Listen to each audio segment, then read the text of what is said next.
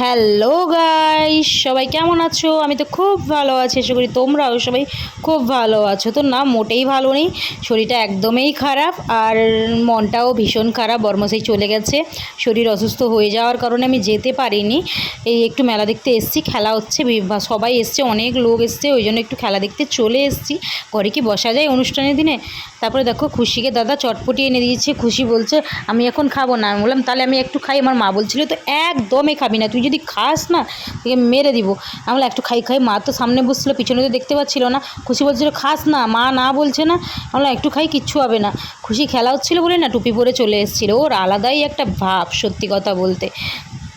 তারপর দেখো সবাই মিলে এখানে খেলা, অনেক ওদিকে দেখো অনেক লোক, এখন সবে সবে শুরু হয়নি, হবে, কিন্তু লোক দেখেছো পুরো ভরে গেছে চারদিকে।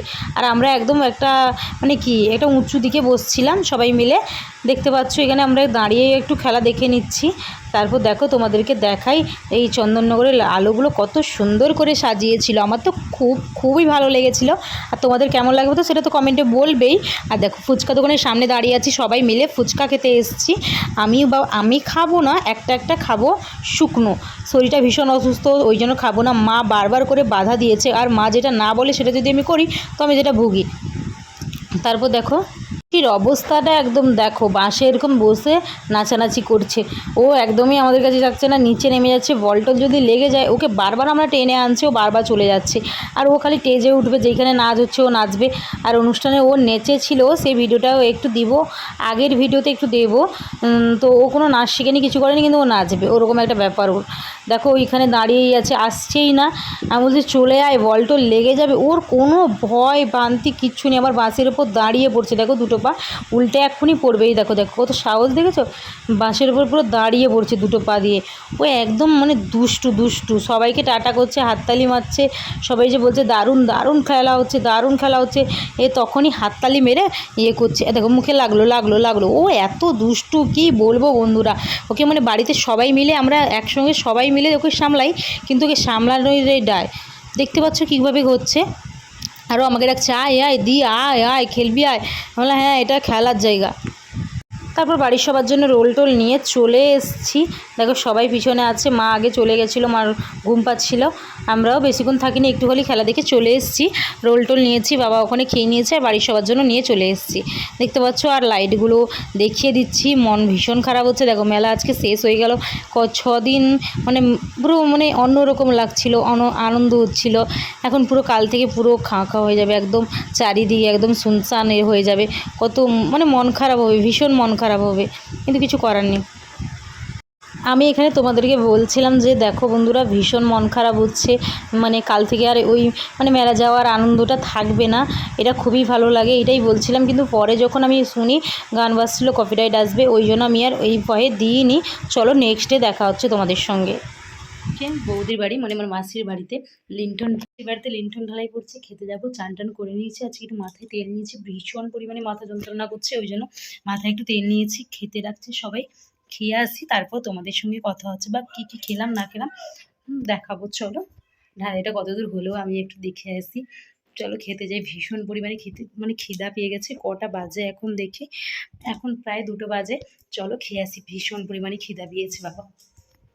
চলো তোমাদেরকেও দেখাই কী কী খাই না খাই, যা হোক। আমার বাড়ি এটা, মাসির বাড়ি। এটা এখানে ঢালাই ঢালাই করেছে, দেখতে পাচ্ছ। উপরে গিয়ে দেখানোর চেষ্টা করছি, যদি দেখাতে পারি তো অবশ্যই দেখাবো। চলো খেয়ে নি।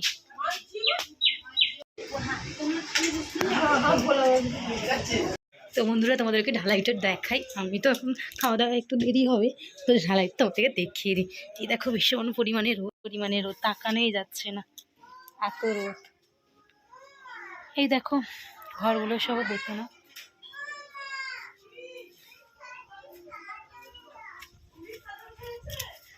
এই দেখো।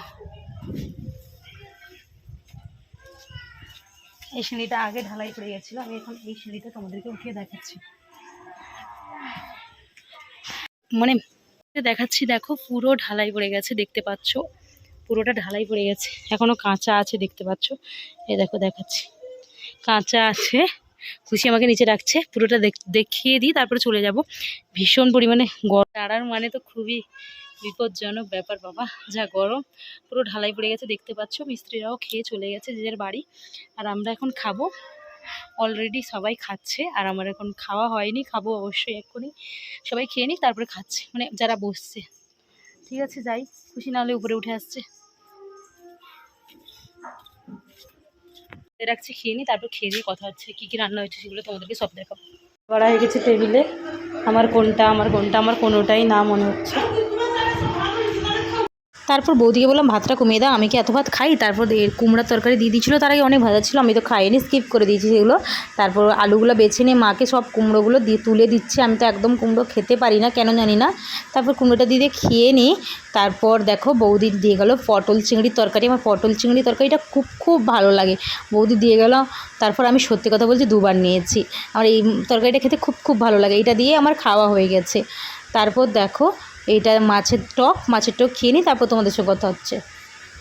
তারপর খাওয়া দাওয়া শেষ করে বাড়ি চলে এলাম, খেয়ে নিয়েছি। একটু তো ঘুমাতেই হবে, নাহলে শরীরটা ভীষণ খারাপ করবে। আর তো শরীরটা আমার এমনিতে ভীষণ খারাপ, কেন জানি না, কবে সুস্থ হবো ঠিকঠাক সেটাও জানি না। দেখতে পাচ্ছ এখন ঘরে ঢুকে গেলাম, একটু ঘুমিয়ে যাই, তারপর তোমাদের সঙ্গে কথা হচ্ছে। চলো আমি ঘুমাই, আর তোমরা আমার চ্যানেলটা লাইক কমেন্ট সাবস্ক্রাইব করে দাও। টাটা বাই বাই, দেখা হচ্ছে পরবর্তী একটা ব্লগে বা লাইভে। তোমরা সবাই কিন্তু আমার চ্যানেলটিকে অবশ্যই সাবস্ক্রাইব করে নিও। Tata bye bye.